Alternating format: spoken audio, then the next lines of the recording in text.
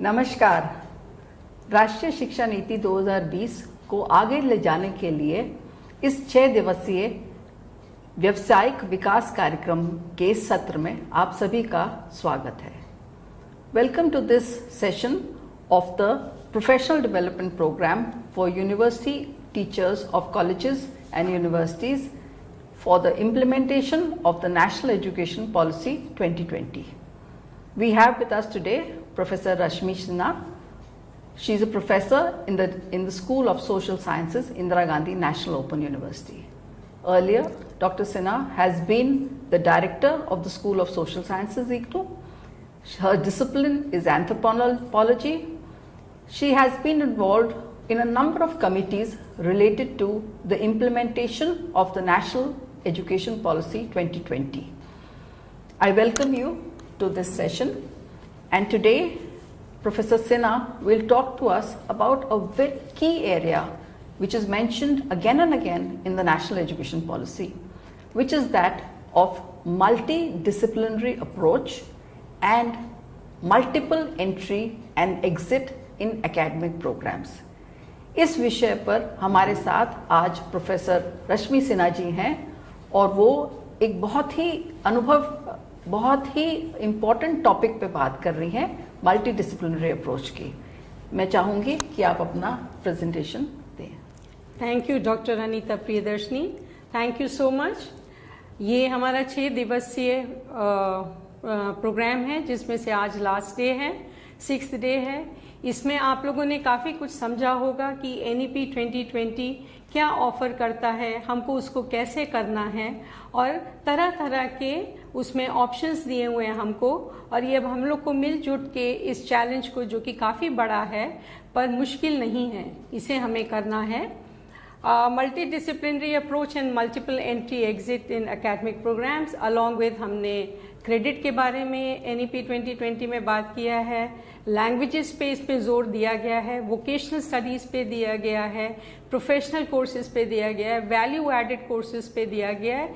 यहाँ मतलब एक तरीके से ये एजुकेशन पॉलिसी हमको बहुत होलिस्टिक अप्रोच देती है चीज़ों को समझने के लिए, along with the seamless learning. इसके बारे में हम धीरे धीरे बात करेंगे। जहाँ तक सवाल है मल्टीडिसिप्लिनरी अप्रोच का, हमारी जो traditional, if we go back to history, जो हमारी ट्रेडिशनल नॉलेज है इसके बारे में, जैसे कि हम तक्षशिला या नालंदा यूनिवर्सिटीज़ के बारे में बात करें, उस वक़्त से हम एजुकेशन में मल्टीडिसिप्लिनरी अप्रोच ला रहे हैं।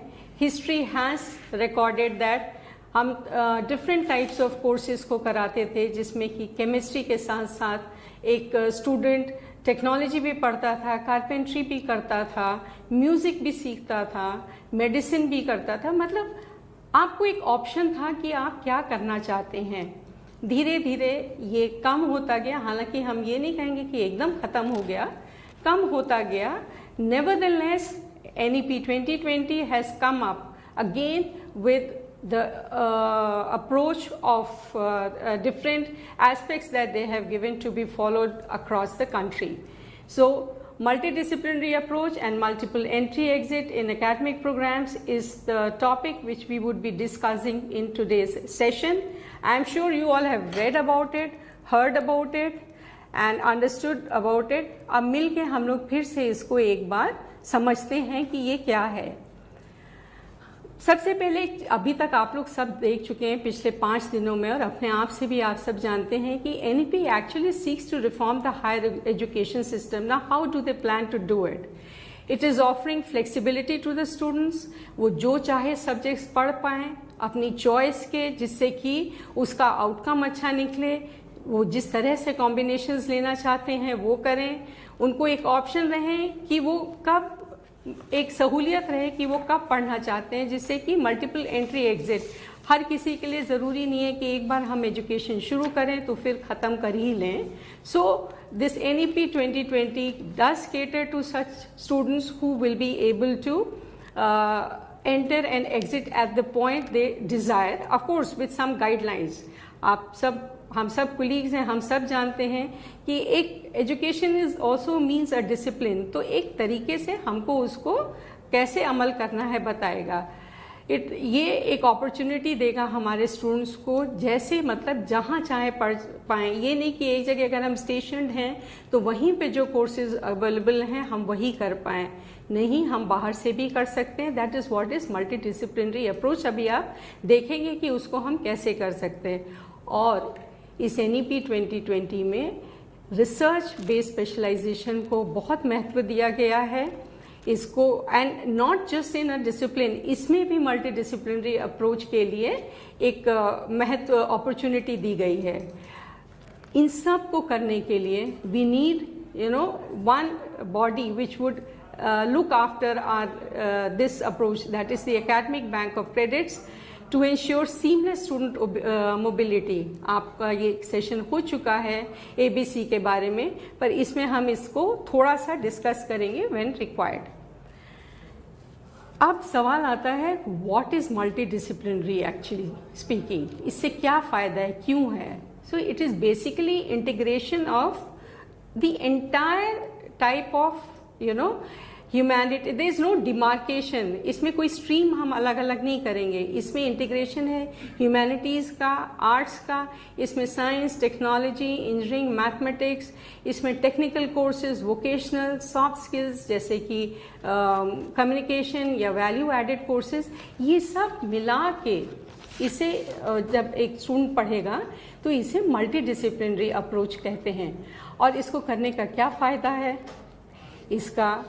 It is, it encourages positive learning outcomes, it helps in problem solving abilities, you are able to master the subjects across the field.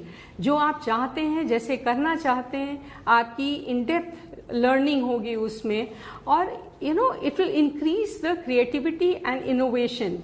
When the choices of your courses are your own, naturally उसको करने में उसको एक अलग सा उत्साह रहता है।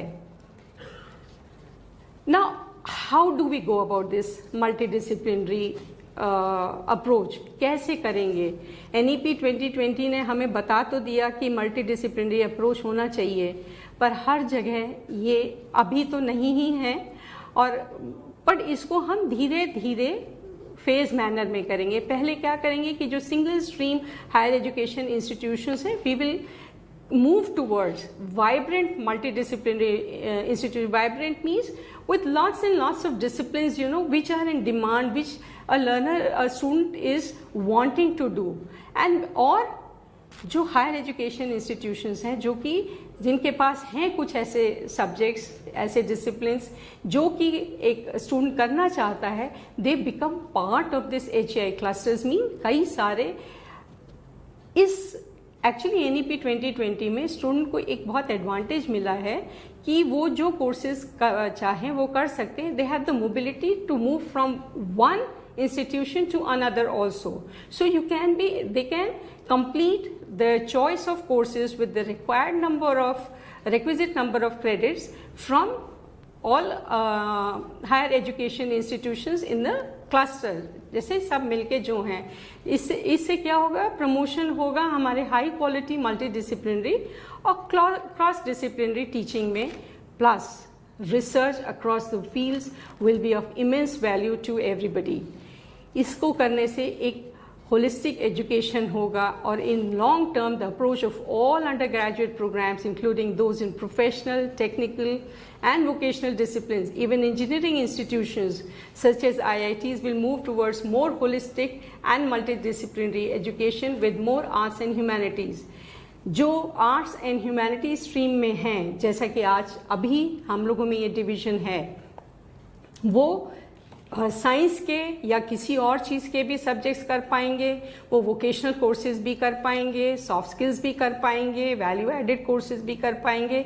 इसी तरह से जो साइंस स्ट्रीम के हैं स्टूडेंट्स हमारे, उनको भी म्यूज़िक में इंटरेस्ट है, संस्कृत में इंटरेस्ट है, से पॉलिटिकल साइंस में इंटरेस्ट है, वो भी कर पाएंगे, जो कि at present it is not possible due to we have sort of a rigid demarcation between ये साइंस स्ट्रीम है, ये आर्ट स्ट्रीम है, ये कॉमर्स है, इसमें you can't take any other subject which is not from their stream, or in fact which is not offered also in those colleges or the universities. NEP में हम students को ये option रहेगा कि अगर वो जहाँ पे एडमिशन लेते हैं वहाँ ये पॉसिबिलिटी नहीं है तो they can always go to the other HEIs and do the course.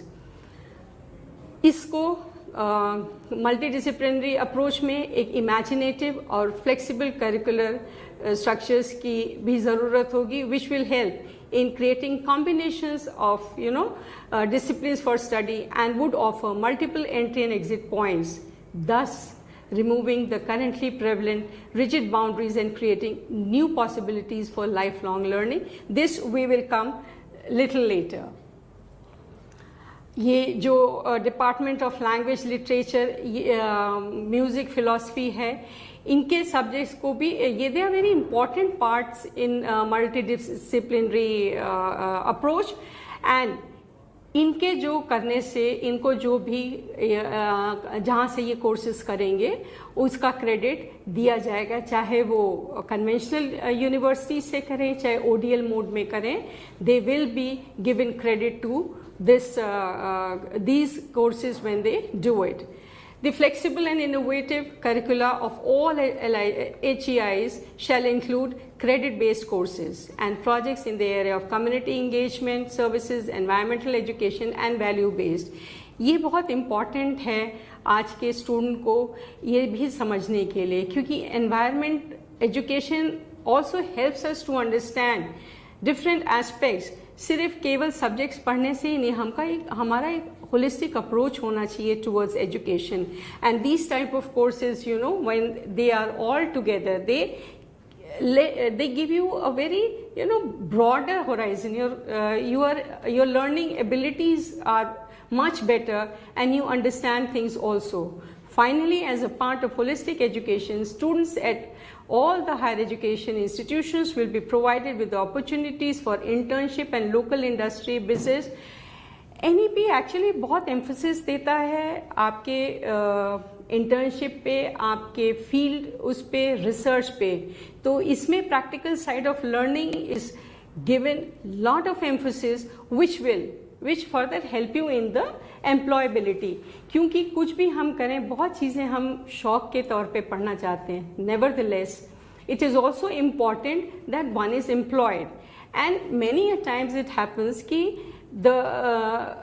there are certain conditions, the eligibility criteria of a particular place, but किसी भी यूनिवर्सिटी या एजुकेशनल इंस्टीट्यूशन का एक फॉर्मेट होता है, कभी हम उसमें फिट कर जाते हैं, कभी नहीं कर पाते हैं. पर NEP के तहत क्या होगा कि you know what you want to do actually, right. It gives you also an option.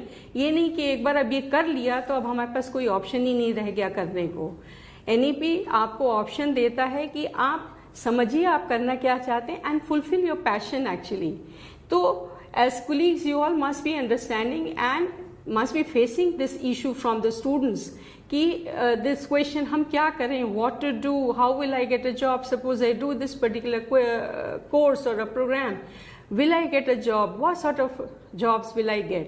तो हम लोग के पास भी एक फिक्स्ड आंसर होता है, ये कर लोगे तो ये मिल जाएगा, ये कर लोगे तो ऐसा होगा. पर अभी हम देखते हैं कि इवन जॉब अपॉर्चुनिटीज जितनी वेरिड हैं उसी तरह से एलिजिबिलिटी क्राइटेरिया भी बढ़ गया है. तो इसके अगर NEP से हम करेंगे तो वी विल नो कि मैं जो करना चाहती हूँ या करना चाहता हूँ मैं उसी किस्म का कोर्सेज करूँ जिससे कि मुझे अपनी एम्प्लॉयबिलिटी में एडवांटेज हो. No this is what actually the NEP 2020 envisages us to do कि हम कैसे करेंगे.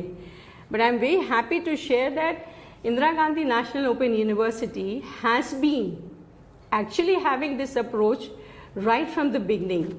We had this our flagship program, bachelor's degree program, which we popularly call as BDP. We offered it in 1988, and it is actually it has most of the components of what NEP 2020 asks for. ये जो in fact हम उस time पे ही IGNOU was having the credit system. तो ये जो BDP था ये 96 क्रेडिट का था. मैं था इसलिए कह रही हूँ कि जुलाई 2019 से हमने CBCS को अपने यहाँ इम्प्लीमेंट कर लिया and now we offer it as BA general bag करके. सो BD पे जब हम ऑफर करते थे तो it was a 96 credit programme. अब इसमें हम 3 तरह के कोर्सेज ऑफर करते थे. एक तो था फाउंडेशन कोर्स, एक हमारा होता था एप्लीकेशन ओरिएंटेड कोर्स और एक होता था हमारा डिसिप्लिन ओरिएंटेड कोर्सेज. अब फाउंडेशन कोर्सेज में क्या करता था, and I must tell that ये जो फाउंडेशन कोर्स करते थे it was across the university. एक इसमें होता था foundation of social science and humanities, दूसरा होता था foundation course in science and technology और तीसरा था फाउंडेशन कोर्स इन लिंग्विस्टिक्स. इसमें इंग्लिश एक था और उसके बाद 2 कोर्सेज हमें करने होते थे. इसमें एक English was there and there were number of regional languages that were offered. तो दूसरा कोर्स जिसमें जो स्टूडेंट जैसा भी कंफर्टेबल होता था वो लेता था. इसके बाद हम एप्लीकेशन ओरिएंटेड 2 कोर्सेज मैंडेटरी थे जो कि करने थे. इसको जो हमारा स्टूडेंट होता था वो लेता था, there was cluster of bag of courses that were offered और इसको जो उसको अच्छा लगता था या लगता था कि उसकी एम्प्लॉयबिलिटी में इसका काम आएगा उसको वो वैसे लेते थे. फिर हमारा होता था डिसिप्लिन के हिसाब से कोर्सेज. अब हम अगर कोई किसी एक डिसिप्लिन में 48 क्रेडिट्स कर लेता था तो उसको हम BA मेजर देते थे, विच in a conventional university could be, it was equivalent of honors program. और अगर 48 से कम क्रेडिट का होता था क्योंकि वो अलग अलग डिसिप्लिन्स करना चाहता था तो they had a different view, somebody wants to major in something, be more informed, more learned about a particular discipline. Some students want to master in more subjects. तो उसको वो हम उसको हम BA माइनर कहते थे जो कि which was equivalent to pass course in conventional university.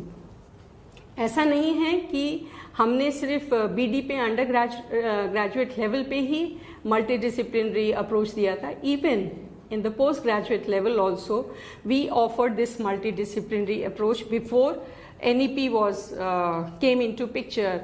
MA economics हो या MA पॉलिटिकल साइंस हो, MA पब्लिक एडमिनिस्ट्रेशन हो, sociology, just to give in few examples. इनके जो अपने कोर कोर्सेज होते थे वो तो थे ही, पर जो सेकेंड ईयर में इलेक्टिव कोर्सेज में it use to be from across the school, चाहे वो जेंडर का हो, चाहे वो एजुकेशन से कंटिन्यू एजुकेशन से लेते थे, they would take the subject. तो we had this actually we were following this multidisciplinary approach right from the beginning, of course not in the way now the way NEP 2020 has come. And in fact NEP 2020 के आने के बाद से हमने इग्नू में जितने programmes हम offer कर रहे हैं अब हम उसको समझ के ही उसी तरह से प्रपोज कर रहे हैं जैसे कि हमारे मास्टर्स लेवल के प्रोग्राम अब सब 72 से 80 क्रेडिट्स के हो गए हैं. सेकेंड ईयर में हम उसमें मल्टी डिसिप्लिनरी अप्रोच ला रहे हैं. उसमें हम नॉट ओनली डिफरेंट डिसिप्लिन्स में पर उसमें वोकेशनल कोर्सेज भी हैं, उसमें प्रोफेशनल भी हैं. डिपेंड करता है कि जैसा हम कोर्स कर रहे हैं उसमें कौन सा उसमें बेस्ट सूट करेगा, उसी हिसाब से we are offering. And we were flexible also. जो इसमें आगे हम मल्टीपल एंट्री एग्जिट की बात करेंगे, हम उसमें तभी फ्लेक्सिबल थे क्योंकि हम किसी स्टूडेंट्स को हम बैचलर्स में जैसे 3 साल तो देते ही थे, पर हम ज़्यादा साल भी दे देते थे 3 to 6 years because we knew that a student is may be for some reason not able to complete the programme उतने 3 साल में. तो हम उसको ऑप्शन देते थे उस टाइम पे कि वो इसको 6 साल में कर सकते हैं. इसी तरह से मास्टर्स कोई मैंडेटरी नहीं था कि 2 ही साल में करना है, तब हम उसमें 5 साल देते थे कि उसी रजिस्ट्रेशन पीरियड में आप अपना कोर्स कंप्लीट कर लें. So that is about the multidisciplinary approach which NEP 2020 envisages, and by giving you an example what we follow it at Indira Gandhi National Open University, I think it would make you a little more comfortable in understanding and realizing that though challenging, it's not a tough job to do. Now comes the multiple entry exit in the academic programs. Why do we need it? कई बार ऐसा होता है कि कोई student admission लेता है और किसी कारणवश वो छोड़ देता है, वो नहीं कर पाता। ये फर्स्ट ईयर में भी हो सकता है, ये फर्स्ट डे ऑफ एडमिशन में भी हो सकता है, और ये लास्ट डे ऑफ एग्जामिनेशन में भी हो सकता है कि वो किसी वजह से नहीं कंटिन्यू कर पा रहे। There is some reason which is actually unavoidable. क्या होता था, उससे फिर सारा का सारा उन्होंने जो उतने दिन तक पढ़ा होता था वो वेस्ट जाता था, क्योंकि उसका कोई रिकॉर्ड ही नहीं है, कुछ है ही नहीं करने को। तो इसलिए मल्टीपल एंट्री एग्जिट आई। फिर इसकी वजह से जब ड्रॉप आउट हो गया तो naturally it is loss to the student, और जो स्टूडेंट होता भी था वो चला जाता था, तो इससे ड्रॉप आउट रेट बढ़ जाता था। अगर हम मल्टीपल एंट्री एग्जिट ले आए तो हमारा ये ड्रॉप आउट रेट है जो वो हम रिड्यूस कर लेंगे, और उससे हमारा जो ग्रॉस एनरोलमेंट रेशियो है GER, which is one of the major objectives of national education policy, इसको हम कर पाएंगे। ये बहुत ज़रूरी है, और इसके लिए flexible learning also facilitates lifelong learning. It is really important. तो मल्टीपल एंट्री एग्जिट ऑप्शन का क्या एडवांटेज है? अगर सपोज हमने कोर्स किया, ठीक है, और वो हम किसी वजह से छोड़ दिया, अब हमारे पास जो हमने कोर्स किया है, उस एग्जाम ऑफ कोर्स दिया, वी हैव बीन इवैल्यूएटेड, उसको हम क्रेडिट को एक्यूमुलेट कर जाएगा। फिर जब हम दोबारा एंट्री लेंगे तो उसको हम उसमें जोड़ के वो एनकैश हो जाएगा। एनकैश मीन्स उसको हम जो हमने अर्न किया है उसको हम यूज कर लेंगे। ऑल्सो हम एक रिजिड गाइड करिकुलम में नहीं फंसे रहेंगे कि यही कोर्स करना है। जब हम क्रेडिट एक्यूमुलेट कर रहे हैं तो हम जो कोर्स हमको लगता है हमारे हिसाब से अवेलेबल है और हम कर सकते हैं, मुझे यूजफुल होगा, हम वो कोर्स कर सकते हैं। इन सब को अगर हम कर लेंगे तो हम जो भी लेवल ऑफ एजुकेशन अटेन करना चाहते हैं उतना नंबर ऑफ क्रेडिट हो जाएगा, तो we would be able to do it. और इसके लिए बहुत इम्पॉर्टेंट है कि हम जितने लोग पढ़ सकें उतना पढ़ें। We need to curtail this drop out and improve our GER. This is very important for the country also. So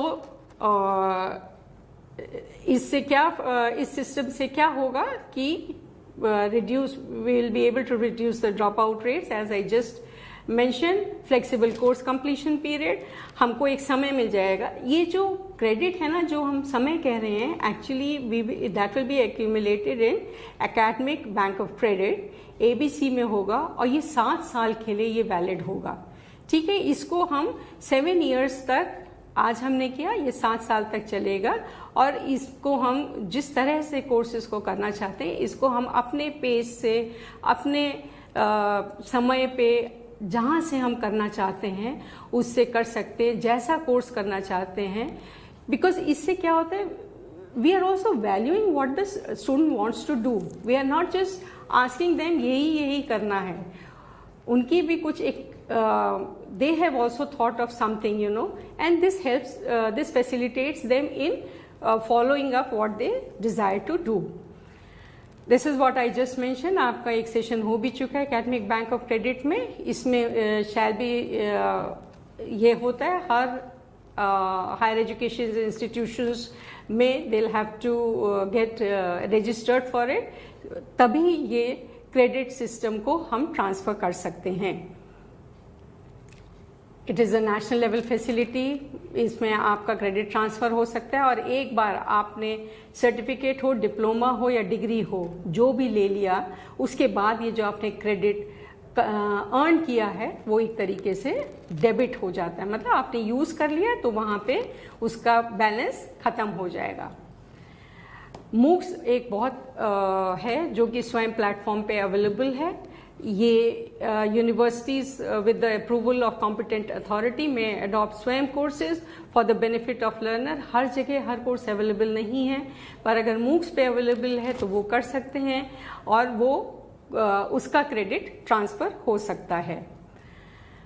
MOOCs, as you all know, is massive open online course।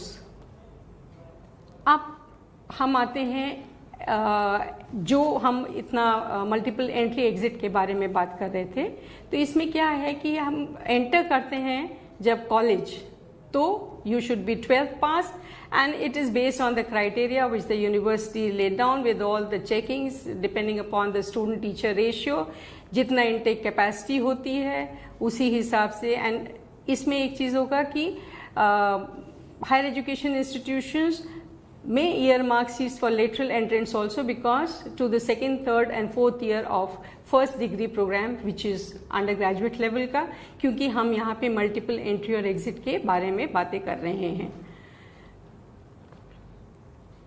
अब अंडर ग्रेजुएट प्रोग्राम जो है वो it can be from 3 to 4 years depending with the option of multiple entry and exit.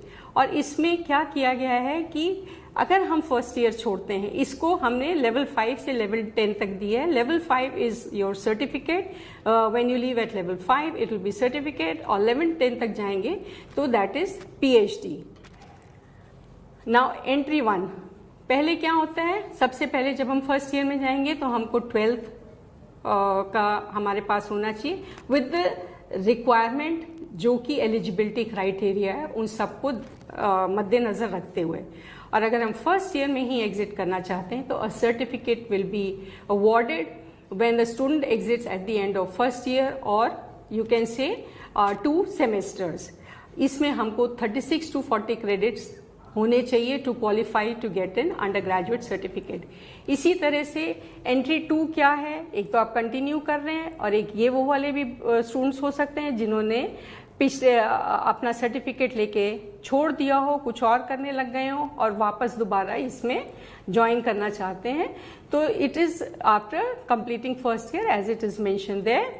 Exit 2 में जब हम इसको छोड़ेंगे तो हमारे 4 सेमेस्टर्स पूरे हो गए होंगे और 72 to 80 क्रेडिट्स हमने अपने में एक्यूमुलेट कर लिया होगा, जिसमें 36 to 40 credits at level 5 and at in both the levels. तो तब जब हम ये क्लियर करते हैं तो एक डिप्लोमा हमको मिलेगा।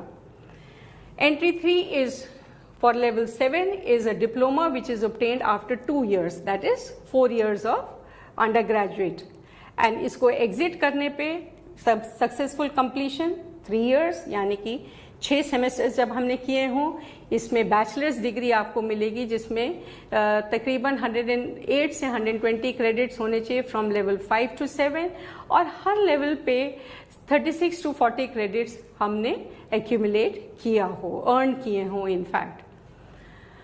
जब हम 4th एंट्री पे आते हैं तो the individual seeking admission to bachelor's degree honors with research, that is level 8, in a specified field of learning would normally had completed the requirement of relevant 3 years bachelor's degree। ठीक है, पर इसमें एक और रिक्वायरमेंट होती है कि जो आपका CGPA है वो 7.5 होना चाहिए to be allowed to continue the studies in the 4th year of your undergrad program and to pursue the bachelor's degree with research।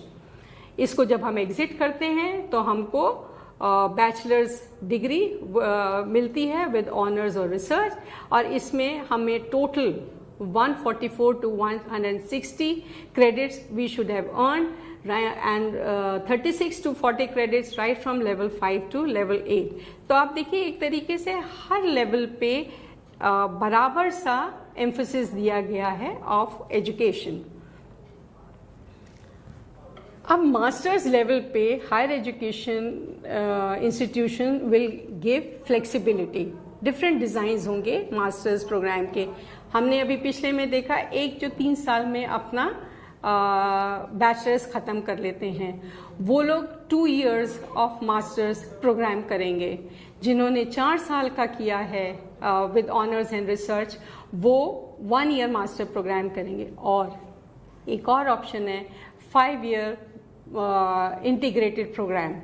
इसमें क्या होगा, इसमें आपको ऑप्शन होगा कि आप 3 साल बाद एग्जिट कर सकते हैं with a bachelors degree, and you have an option of exiting it and continuing your 2 years in some other in another institutions, another HEI, sorry. So the entry at level 5, at level 9 is like I mentioned, bachelor's जो 1 साल का किए हैं, 2 साल का जिन्होंने bachelors degree programme किया था, जिन्होंने छोड़ दिया था वो लोग करेंगे। इसमें एक ही एग्जिट ऑप्शन है, वो है 1 साल बाद तब आपको पोस्ट ग्रेजुएट डिप्लोमा दिया जाएगा। इसमें सिर्फ मास्टर्स लेवल पे सिर्फ एक बार ही ये ऑप्शन दिया जाएगा। तो हम देखते हैं कि NEP में हमको काफ़ी ऑप्शंस मिले हैं करने के, एजुकेशन को बढ़ाने के, एजुकेशन को समझने के लिए, and lot of flexibility is given. इधर मैं आपको एक थोड़ा सा हम बता देंगे, इनफैक्ट इग्नू में भी हम multiple entry exit option provide करते हैं, and more than 20 programs in IGNOU have this entry exit program. Just to give example of few of them, we have MA in Gandhi and Peace Studies. So if you complete 6 months you get the certificate course, 1 साल करने के बाद आपको diploma post graduate diploma मिलता है, और 2 साल complete करने के बाद MA in Gandhi and peace studies मिलते हैं। इनफैक्ट कुछ समय पहले तक हम MA इन डिस्टेंस एजुकेशन भी था हमारा, ये 2 years प्रोग्राम है, और 1 साल करने के बाद post graduate diploma in distance education मिलता था। So we had the option of exiting in the first year. In also we have option exit करने का। See we have actually modular form, हम चाहे MA इन उर्दू हो, MA in English हो, MA Hindi में हो, ज्योतिष में हो, फूड्स एंड न्यूट्रिशन में हो, एंटरप्रेन्योरशिप में हो, काउंसलिंग एंड फैमिली थेरेपी में हो, अडल्ट एजुकेशन में हो, विमेन एंड जेंडर में हो, ये सब को हम, ये सब पोस्ट ग्रेजुएट हैं 2-2 साल के। इसमें 1 ईयर पे हमारा एग्जिट ऑप्शन था, जिसमें हम स्टूडेंट्स को post graduate diploma in the desired discipline देते थे। इनफैक्ट BBA रिटेलिंग जो अभी भी हम ऑफर करते हैं, इसको हम फर्स्ट ईयर करने पे they would get it BA in certificate, then diploma second year के बाद, और थर्ड ईयर के बाद BA रिटेलिंग होता था। इसी तरीके से BA in facility and service management जो कि जुलाई 2022 से ही शुरू हुआ है, this is also in modular approach. So we have actually, और इनफैक्ट जब हम मल्टी डिसिप्लिनरी अप्रोच की बात कर रहे थे तो CBCS तो आप लोग सब भी फॉलो कर रहे हैं, हम भी फॉलो कर रहे हैं। तो ये एंट्री एग्जिट भी we at IGNOU have been following actually for quite some time, और अब नया जब हम प्रोग्राम प्रपोज करेंगे तो हम NEP 2020 को we'll keep it into consideration, and we are working towards it to offer it as per the requirement of this NEP 2020. I hope today's learning has been understanding to all of us, because हम जितना इसके बारे में discuss करेंगे, जितना हम इसके बारे में बात करेंगे, हम लोग की अंडरस्टैंडिंग भी बेटर होएगी, and it will help us to implement it at a good speed. Thank you very much, Professor